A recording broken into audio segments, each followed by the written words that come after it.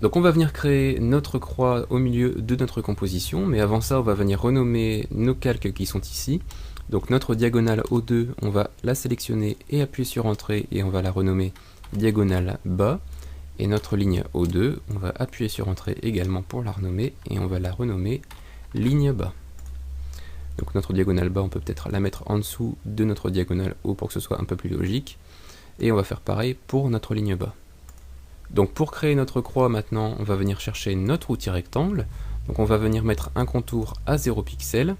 En couleur de fond, ici, on va venir choisir le bleu de notre fond de notre composition. Donc ce bleu ici dans notre nuancier. On clique sur OK.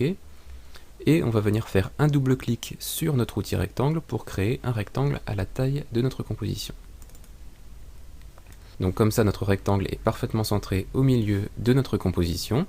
On peut aller dans Contenu rectangle 1, Tracé rectangulaire 1, et on va venir désactiver les contraintes de la taille de notre rectangle, et on va venir mettre une taille de 200 pixels par 6 pixels.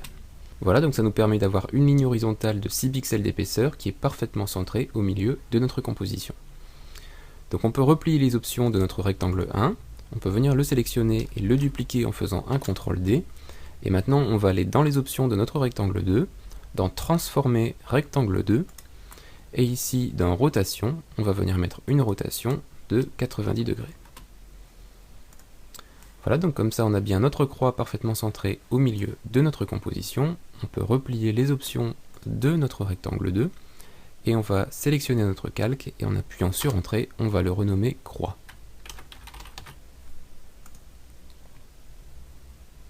Ok, donc on peut venir maintenant sur notre marqueur 1, on peut appuyer sur la touche R pour faire apparaître les paramètres de rotation de notre calque.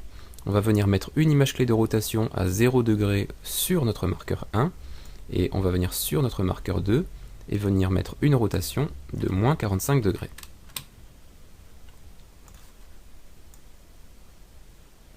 Ok, on peut venir maintenant sélectionner nos deux images clés, faire un lissage de vitesse en appuyant sur la touche F9. On va venir dans l'éditeur de graphique, donc maintenant vous devriez commencer à connaître la technique. On va sélectionner notre deuxième image clé et venir tirer sur la poignée de notre deuxième image clé. On peut sortir de l'éditeur de graphique et on va appuyer sur la touche espace pour regarder ce que ça donne. Ok, donc c'est parfait, on va juste venir faire commencer notre calque au moment de notre marqueur 1, donc on vient se positionner à cet instant, et en vérifiant que notre calque est bien sélectionné, on va faire Alt U accent grave, et on va venir sur notre marqueur 2, et on va faire Alt $, pour que notre calque se termine à cet instant.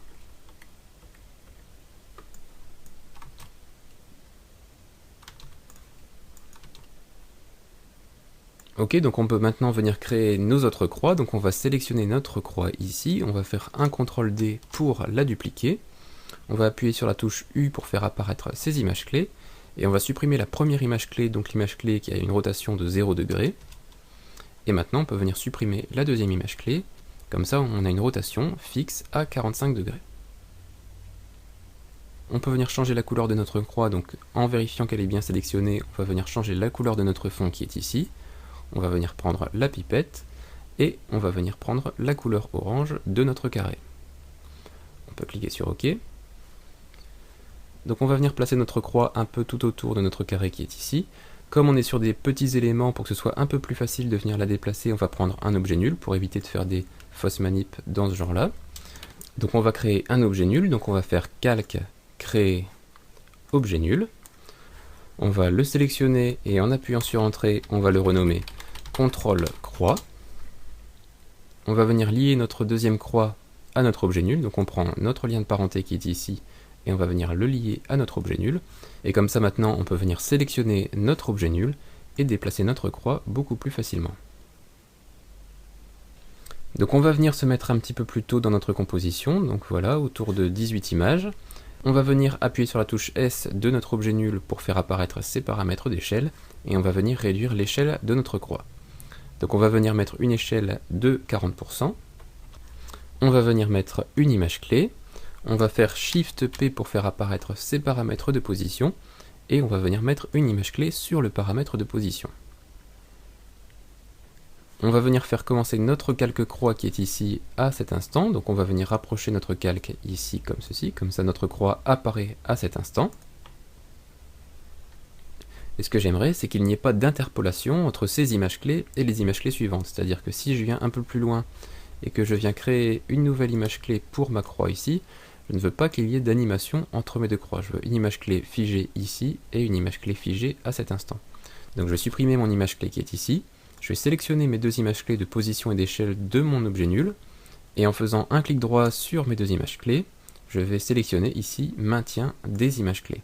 Donc on peut voir que la forme de mes images clés a changé. Et maintenant, si je viens un peu plus loin dans ma composition et que je viens bouger la position de ma croix, on peut voir qu'il n'y a pas eu d'interpolation entre mes deux images clés. Ok, donc pour le moment, on va revenir sur notre première image clé. On va juste avancer d'une image et venir modifier la position et l'échelle de notre croix. Donc même si on n'avait pas eu d'interpolation, ça n'aurait pas eu vraiment d'impact, puisqu'on a juste une image entre les deux.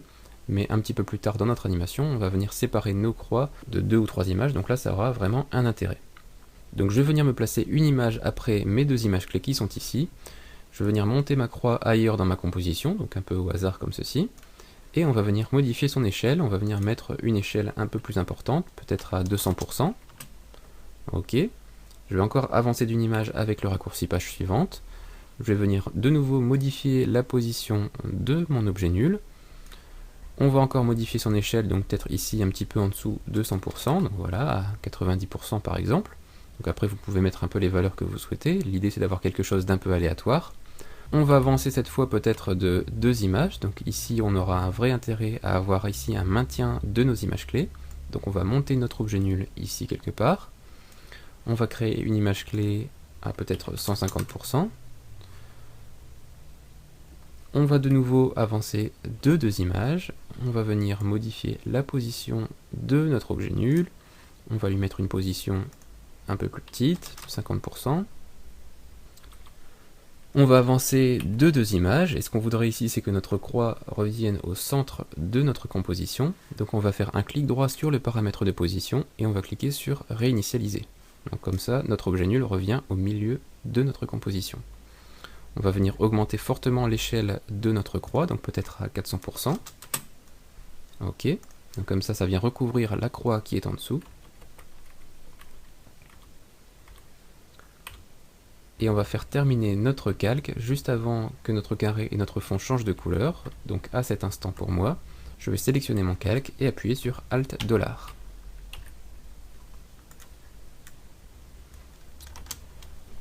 Ok, donc je vais revenir au début de ma composition et je vais appuyer sur la touche 0 pour faire une prévisualisation et voir un peu ce que ça donne.